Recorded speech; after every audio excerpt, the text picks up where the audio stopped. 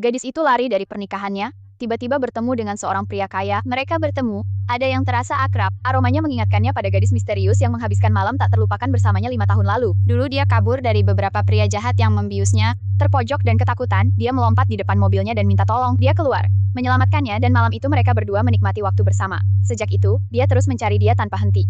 Sekarang, 5 tahun kemudian, dia akhirnya bisa melihat wajahnya. Dia menyalakan lampu, tapi sebelum dia bisa melihat dengan jelas, ibu tiri jahatnya menutupi wajah dengan jilbab dan berusaha menariknya pergi. Gadis itu menolak, tapi ibu tirinya memanipulasinya, menjanjikan untuk membiayai operasi jantung anaknya jika dia tetap menikah. Tanpa pilihan lain, gadis itu setuju. Ternyata, pria yang dipaksanya nikahi adalah kakak laki-laki orang kaya yang vegetatif. Pria kaya itu sendiri adalah ayah dari anaknya. Gadis itu memasuki aula pernikahan dan diejek semua orang karena menikahi pria yang bahkan tak bisa berdiri di altar. Sebagai gantinya, seekor ayam berdiri di pintu pengantin pria yang tidak hadir. Saat upacara akan dimulai, ayam itu mati di depan semua orang, dan kerumunan mulai menuduhnya sebagai pertanda buruk. Mereka memanggilnya wanita tanpa malu karena melahirkan anak sebelum menikah. Ibu pengantin pria mendengar keributan dan merah-merah memintanya untuk membatalkan pernikahan. Namun, ibu tiri yang sangat butuh uang, memohon ibu mertua untuk melanjutkan. Menjanjikan gadis itu akan meninggalkan anaknya dan sepenuhnya mengabdikan diri pada keluarga Zhang. Hancur hati, gadis itu menolak, tapi ibu tiri jahatnya memukulnya dan mengancam akan mengambil anaknya. Pria kaya itu kebetulan lewat dan mendengar keributan. Dia masuk tepat saat ibu tiri hendak memukul gadis itu dengan vas kaca, dan dia menghentikannya. Lalu dia berbalik pada ibunya dan minta pernikahan dibatalkan. Namun dia menolak, sehingga dia menyuruhnya melanjutkan, tapi dengan satu syarat. Gadis itu harus setuju merawat saudaranya dan patuh pada aturan keluarga. Tanpa pilihan lain, gadis itu setuju. Ibu mertua memerintahkan pembantu untuk mengambil ayam lain, tapi pria itu menawarkan diri menggantikan adiknya, meninggalkan semua orang terpana. Setelah menikah, dia berusaha mengangkat jilbabnya, tapi berhenti di tengah jalan, bilang ada hal lain yang harus diurus, lalu pergi dengan dingin. Saat dia pergi, gadis itu menatap punggungnya, terkejut dengan perasaan bahwa dia mungkin pria dari malam itu 5 tahun lalu. Malam itu, dia dibawa ke mansion keluarga Zhang, di mana ibu mertuanya memperlihatkan suaminya yang vegetatif yang kini menjadi tanggung jawabnya. Gadis itu memanggil ibu tirinya, memohon agar dia membawa anaknya ke rumah sakit, namun ibu tiri menolak.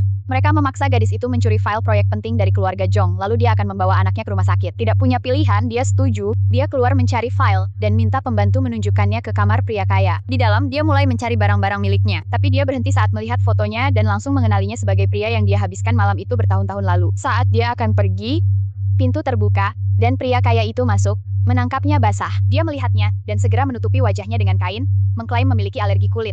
Pria itu curiga. Dia bertanya mengapa dia ada di kamarnya dan dia berbohong bilang masuk ke kamar yang salah. Tapi dia tak tertipu. Dia dingin mengingatkannya bahwa dia tahu dia hanya menikahi saudara vegetatifnya karena uang, namun dia memperingatkan agatnya jika dia menghadapi konsekuensi serius. Shaken, gadis itu kembali ke kamarnya, terbebani kecemasan. Jika pria kaya itu tahu tentang anaknya, dia mungkin mencoba menculik anak itu. Pagi berikutnya, ibu tirinya yang jahat menelpon dan memanggilnya ke sebuah kafe. Saat dia tiba, dia mengaku tak bisa menemukan file yang diminta ibunya tiri, dan ibunya tiri memberi waktu seminggu lagi untuk mencarinya, threatening untuk menunda operasi jantung anaknya jika dia gagal. Sore itu saat pria kaya sedang perjalanan ke kantor, dia melihat wajah yang akrab. Gadis misterius yang membuatnya jatuh cinta 5 tahun lalu. Mata mereka bertemu, panik, dia berusaha kabur dan nyaris ditabrak mobil. Pengemudi menegur dia, tapi dihalangi oleh pria kaya itu, menariknya keamanan dan mencoba memeluknya. Namun dia mendorongnya pergi dan minta dia menjauhinya. Dia bertanya bagaimana jika dia mencoba lari lagi. Dia bertanya apakah dia ingat dia dan dia bilang tak pernah melupakan malam itu. Lalu dia menciumnya, terkejut. Dia mendorongnya, dan bilang tak bisa melakukannya.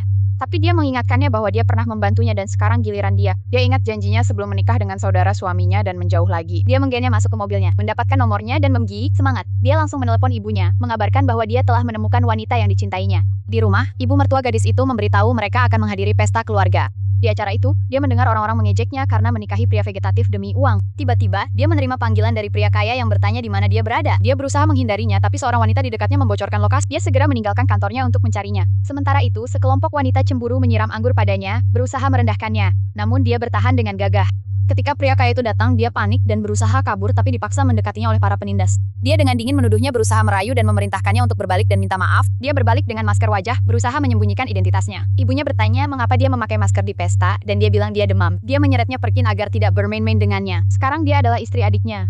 Dia bilang tak pernah ingin menikah dengan keluarganya dan meyakinkannya bahwa dia tak punya motif tersembunyi. Keesokan harinya mereka kebetulan masuk ke dalam elevator bersama. Dia mengirim pesan ke crush misteriusnya dan melihat notifikasi diterima. Saat itu, tiba-tiba lift malfungsi dan dia panik. Dia sadar dia claustrophobic dan kehabisan napas. Dalam keputusasaan, dia melakukan pertolongan mulut ke mulut untuk membantunya bernapas. Ketika dia membuka matanya dan melihat wajahnya, dia langsung mengenalinya dan memeluknya. Dia menciumnya dan memohon agar dia tidak pergi lagi. Saat itu juga, dia menggigit lehernya, tapi saat lift bergetar lagi, dia pingsan saat dia bergegas mencari bantuan. Dia melihat file proyek dan mengambil foto.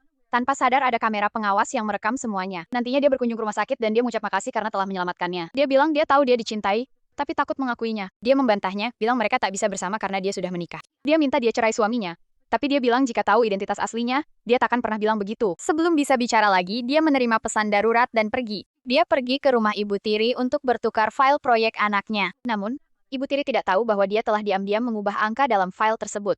Malam itu, dia pulang terlambat dan ibu mertuanya yang marah memukulinya. Pria kaya tiba di tengah kekacauan dan bertanya apa yang terjadi. Pembantu itu bilang gadis itu keluar seharian. Lalu ibu mertua minta tahu siapa yang dia temui hari ini, dan dia bilang tidak ada. Marah dia menendang gadis itu dan menuangkan air garam pada luka-lukanya, namun anaknya menghentikannya. Dia menyuruh gadis itu pergi, dan saat dia berdiri, dia melihat bekas gigitan dari lift. Dia paksa membalikkan wajahnya dan terkejut itu adalah dia. Tiba-tiba, asistennya menghubungi dan memberitahu tentang rekaman pengawasan yang menunjukkan dia mengambil file. Marah, dia menyeretnya ke kamarnya dan minta kebenaran. Dia berusaha menjelaskan tapi pingsan di pelukannya. Nantinya, bahwa ia akan baik-baik saja. Pagi berikutnya saat sarapan, ibunya bertanya tentang wanita yang dicintainya.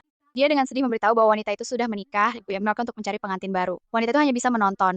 Hancur hati setelah sarapan, dia merawat suaminya yang vegetatif, sementara pria kaya itu mengamati dengan iri. Tidak tahan, dia memanggilnya ke kamarnya dan menciumnya dengan penuh gairah. Mereka mendengar ibunya mendekat, lalu dia menariknya ke kamar mandi dan pura-pura sibuk hingga ibunya pergi. Lalu dia langsung keluar begitu bisa dari rumah sakit. Seorang dokter memberitahu dia bahwa anaknya butuh transplantasi hati dan dia tak cocok sebagai pendonor. Terpaksa, dia memanggil pria kaya. Dia tahu anak itu adalah anaknya dan langsung menawarkan hatinya. Setelah operasi berhasil, dia tetap di samping anak mereka dan bilang dia tahu dia tak pernah mengkhianatinya. Dia minta dia berhenti jadi istri saudaranya agar mereka bisa bersama dengan anak mereka. Tiba-tiba ibu mertuanya memanggilnya. Saat dia keluar dari rumah sakit, ibu tirinya tiba-tiba menyerangnya. Dia dituduh berkhianat, tapi pria kaya itu tiba tepat waktu untuk membela dia. Dalam kemarahan, ibu tiri berteriak bahwa anak laki-laki itu bukan anaknya dan gadis itu telah menunggu 5 tahun. Namun, bukannya marah. Dia tersenyum, bangga mengklaim anak itu sebagai miliknya, dan memerintahkan asistennya menangani orang-orang yang telah menyakiti mereka. Dia membawanya bertemu anak mereka, dan anak itu akhirnya melihat ayahnya yang sebenarnya. Tak lama setelah itu, ibu pria kaya menerima kabar mengejutkan bahwa saudaranya telah bangun di rumah. Mertua mendesak anak sulungnya untuk menikahi istrinya, namun pria kaya itu menolak. Dia menyatakan ingin menikahi gadis itu karena dia adalah wanita yang sama dari 5 tahun lalu dan dia adalah ibu anaknya. Terkejut tapi tersentuh, ibunya setuju. Cerita berakhir dengan pria kaya mengungkapkan cintanya, melamar dan dia diterima. Terima kasih telah menonton, semoga hari Anda indah.